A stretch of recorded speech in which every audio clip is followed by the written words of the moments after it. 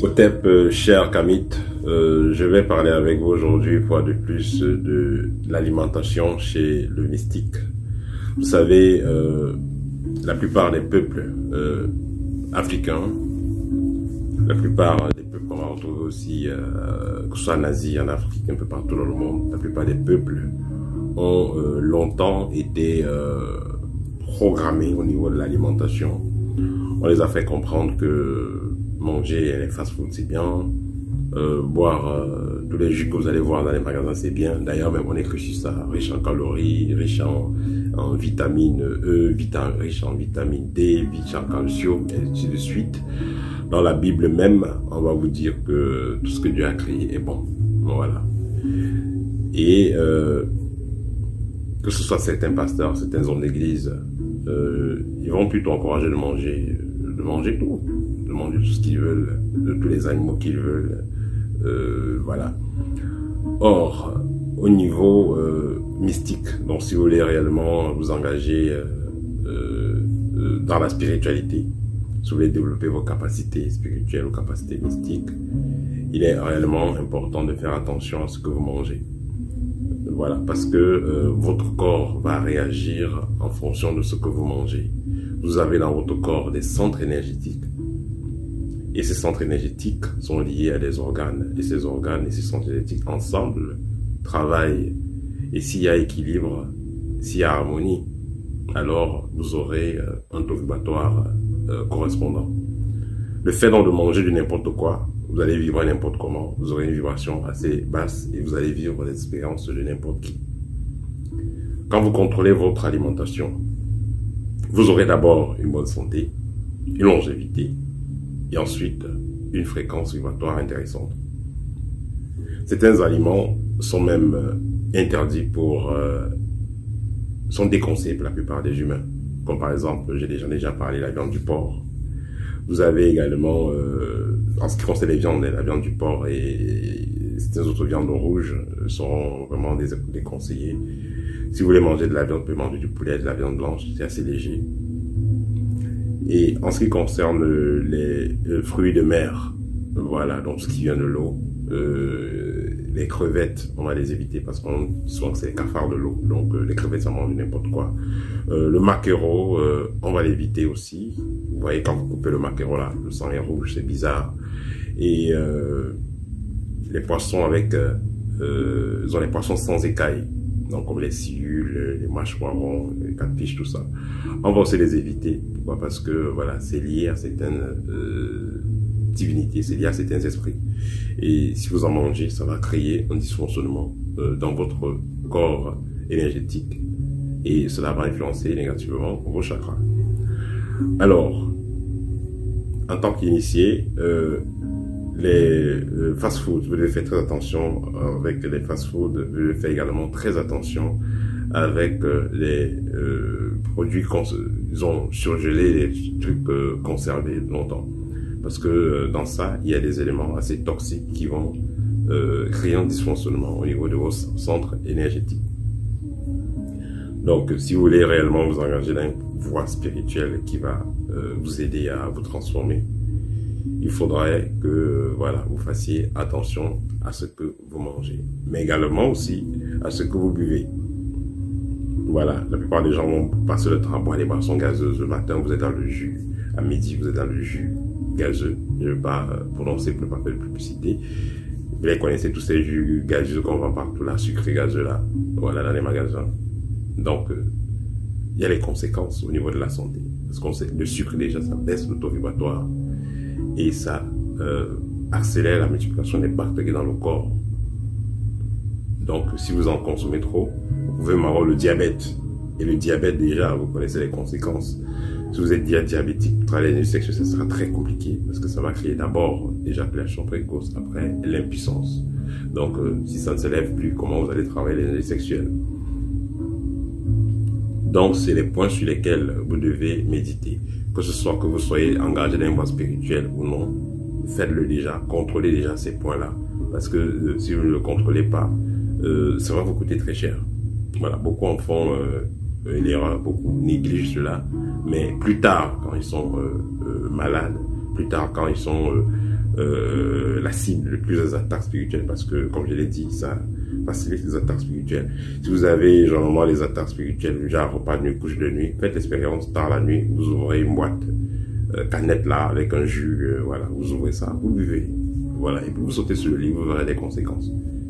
Donc ça influence très négativement votre corps énergétique, voilà, ça trouble le fonctionnement de vos chakras. Donc vous devez contrôler cela. Aussi, en ce qui concerne l'alimentation chez le mystique, vous avez le cas des interdits.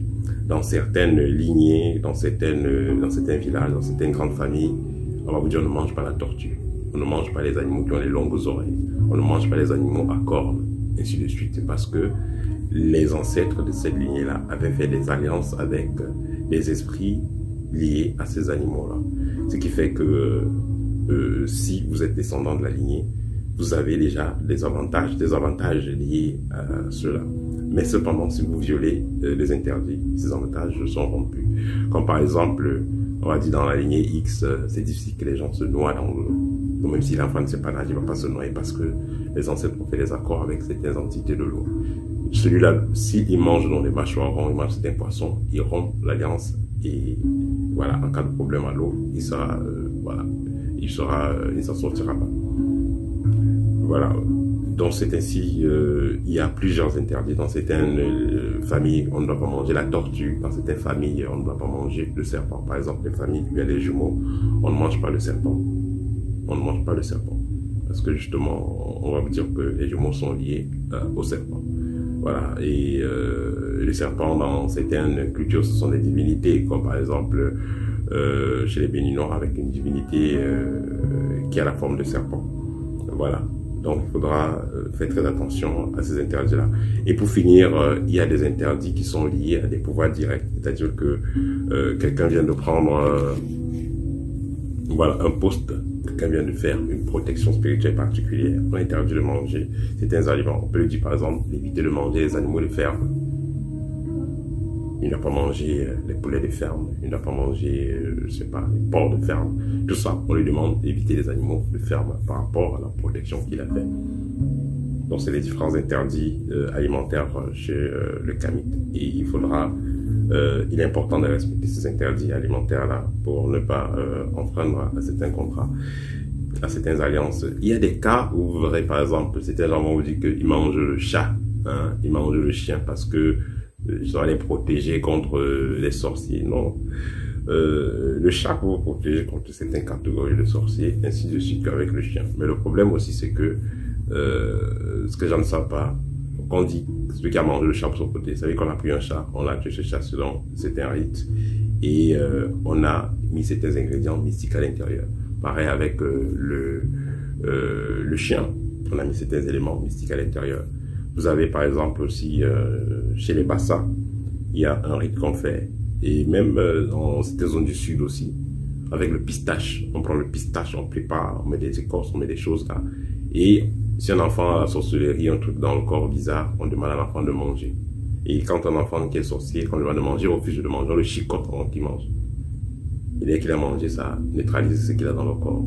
On peut dire que voilà, l'alimentation c'est assez particulier. Il y a des choses que les gens vont manger pour éviter. Il y a certains aliments que les gens vont manger pour éviter ou se protéger de certaines choses. Mais il y a aussi des aliments qui sont interdits pour éviter de détruire certaines protections qui ont été faites. Comme aussi pour finir, il y a des protections qui se font dans les zones du sud par exemple. Ou après, quand vous avez fini ces protections, on vous interdit de manger le gombo ou tout ce qui glisse. Voilà, je pense que certains gens vont se reconnaître là. Voilà, ça c'est les interdits alimentaires chez les Kami. C'est important de les respecter quand on est engagé dans cette area. Pour conclure, vous avez la responsabilité par rapport à tout ce que vous allez manger, par rapport à tout ce que vous allez boire. Et il est important de pouvoir contrôler cela. C'est déjà vraiment dire qu'il y a parfois on voit des notables ou des initiés qui vont dans des fêtes et s'empiffrent, ils mangent. Bon, ceux-là savent comment ils partent manger. Il y a des gens qui vont aller manger, après ils vont prendre des écorces, ils vont les purger. Et les gens ils vont manger, avant de manger, ils se sont préparés mystiquement. Voilà, ils ont attaché les chaussures, attaché chez les animaux dans l'enclos là-bas, et puis ils partent manger, ils n'ont rien. Voilà, donc Et aussi, voilà, et aussi, il y a des gens qui vont manger n'importe comment parce qu'ils ont les totems. Voilà, c'est quoi c'était gens qui font les raccourcis de sorcellerie et tout le totémisme et tout ça. Parce que, voilà, même s'il n'a pas assez de vibrations pour pouvoir faire ce qu'il veut faire, il n'a pas assez d'énergie pour faire ce qu'il veut faire la nuit, au moins s'il a son totem, il peut se connecter à ça et faire ce qu'il a envie de faire. Or, vous qui n'avez pas dans cette connaissance-là, vous qui ne faites pas dans ça, vous qui travaillez sur vos propres énergies, comptez sur vous-même, vous devez être prêt. Vous devez être prêt énergétiquement. Et pour être prêt énergétiquement, justement, il faut commencer par contrôler son alimentation. Voilà, c'était le partage d'aujourd'hui. Au thème et à très bientôt.